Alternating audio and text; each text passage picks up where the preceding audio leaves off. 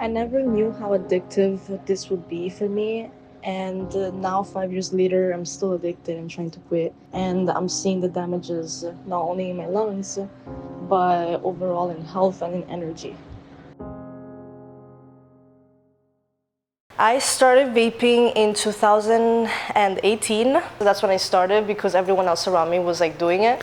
So I was like, let me try it. And I did. At first it was nothing. Like I was just like playing with the smoke and everything.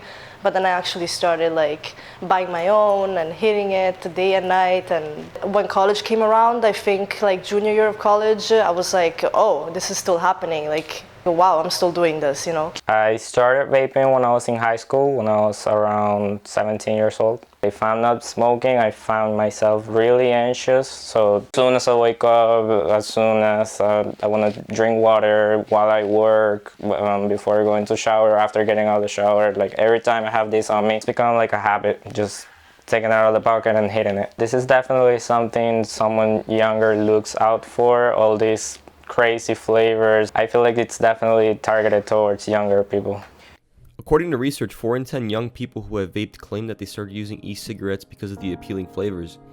These flavors include fruit, candy, menthol, and dessert flavors. So while the flavors may be appealing to young people, they're also a really big cause for concern. The use of e-cigarettes, which include flavored e-cigarettes, has been linked to a number of health problems, including lung damage, nicotine addiction, and other negative health outcomes. According to a study conducted in 2021, approximately 6 million students reported seeing ads for vapes on their social media pages. Here to tell us more about this and how this affects a younger audience, we have Dr. Wazim Maziak from FIU's Department of Epidemiology. E-cigarettes were claimed to be just to help adult smokers quit. But we know now better, we know that they've been heavily marketed to young people who, many of them did not even smoke and did not need to quit anything. They used a very common strategies to spread e-cigarettes among young people. Advertising on social media, flavoring. According to a study conducted by the Pew Research Center, they found out that 3 in 10 high school students were regularly vaping. There's also been an 11% increase in the prevalence of vaping among high school students in the last 10 years. We're at an all-time high of seeing young people addicted to these very dangerous devices.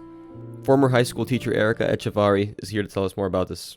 In the beginning, they were very secret about it, right? So I know that over time I started noticing that kids would have to use it during our classroom blocks. We had a block schedule, so I had students for almost 2 hours. So I think they couldn't go the 2-hour span without going to the bathroom. Obviously, I didn't know right away that this is what they were doing. You know, I gave them permission to use the restroom, and it became alarming that these kids were like couldn't go our block, couldn't wait to use their devices. The most worrying part about this epidemic is that most people believe that vaping is a safer alternative to smoking.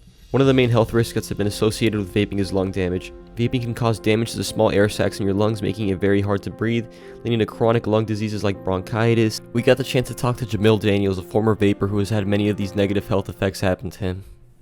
I'd say I started vaping around the age of 20. I was already smoking regularly by the age of 19, I'd say. I would feel dehydrated all the time, tired, out of energy. That's why I tried to get off of it. And then I just went back to, using the regular THC because I don't feel as unhealthy as I did with the vapes. And I've just been fine with that.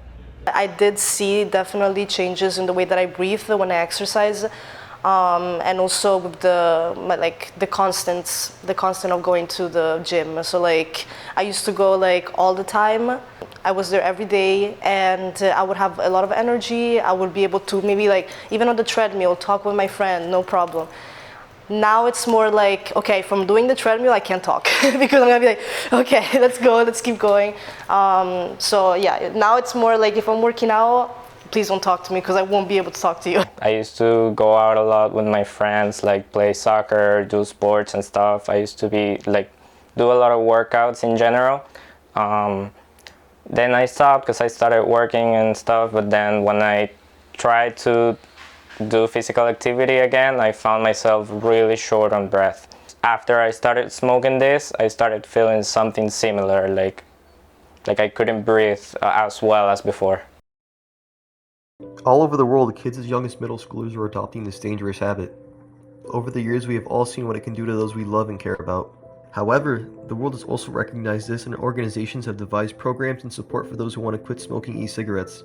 For example, we have Tobacco Free Florida, a resource letting you quit at a comfortable pace with multiple options such as group quit, phone quit, and other methods to support those who want to quit in the most efficient way possible. You also have Truth Initiative, which allows for many easy-to-access online programs to help those who need help quitting to efficiently receive that help. If you need help, you're only one step away from a positive change in your life with all these available resources at hand.